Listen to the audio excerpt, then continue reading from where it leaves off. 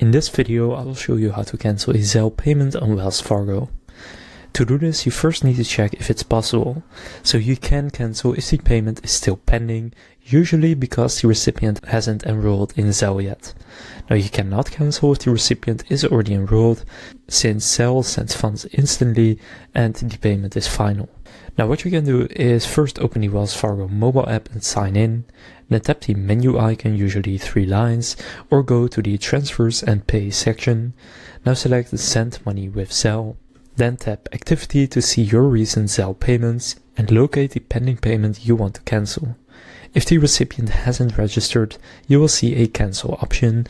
Go and tap it and confirm the cancellation. Now, if the cancel option is missing, the payment has already been delivered and cannot be reversed. In that case, your only option is to ask the recipient to return the money or contact Wells Fargo support for advice. So now you know how to cancel a Zelle payment on Wells Fargo. If this video was helpful, please consider leaving a like and subscribing to my channel. With that being said, I will see you in the next video.